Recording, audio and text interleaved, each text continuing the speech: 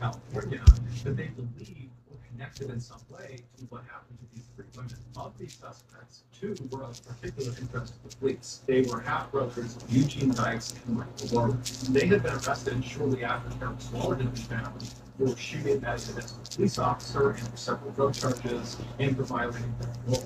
Once these half brothers were in custody, Eugene made several self-incriminating remarks, basically insinuating that he and Michael had been involved in what happened to these three women. And then after Carol, Selena, and Lou's bodies had been found, these synthetic fibers that were found all over Carol matched these synthetic fibers that were pulled off of Michael and Eugene on their clothing and from their vehicle when they were arrested. And so the police were very confident that they had their killers and they had them behind bars already.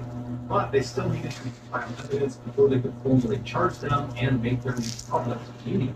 And so when we wrote about the women's bodies that were found, the public began panicking about killers and the wounds. The police came out and said, everybody calm down, we have to keep those responsible. We just can't tell you who they are yet. We're patient, we're building the case, but everybody's safe, there's nothing to worry about. But 4 months went by, and the police still had not come out and publicly charged anyone with these murders. But they continued to assure the public that they had their killers behind bars, and so nobody has anything to worry about. On the afternoon of July 22nd, roughly 4 months after the discovery of the 3 bodies, Dr. Desmond Kidd, who was the medical director for Yosemite, had just finished a long 24-hour shift in the clinic, and he just gotten back to his cabin, which was inside of Yosemite, when his pager went off.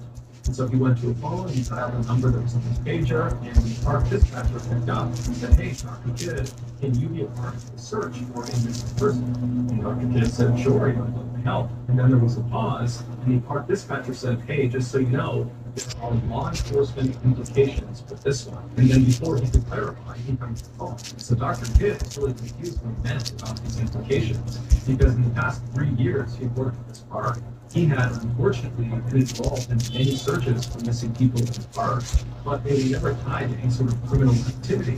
They were always because the person got lost or fell or something, which is fairly common inside of the park. And so as soon as this convoy of other Yosemite staff members that were part of the search rolled up into his cabin, Dr. Kidd ran outside, he talked to one of the vehicles, and he asked the driver, what's going on? What are these law enforcement implications with regards to this missing person? And the driver explained to him that, hey, 4 months earlier, we had those 3 Yosemite tourists who were missing, Carol, Julie, and Selena, and they were found hurt outside of Yosemite. And while the police have said they have been, the police still have not come out and actually named who their killers are or charged anyone in their murders. And so that's made many of us think that maybe they don't have a killer or killers behind bars. Maybe there's a killer or killers.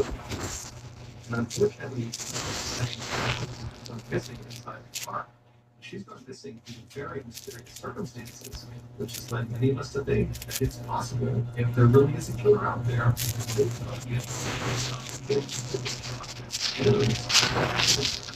he discovered who it was that was missing. It was somebody he knew. Her name was Jo Armstrong, and she was a 26-year-old naturalist in English Yosemite.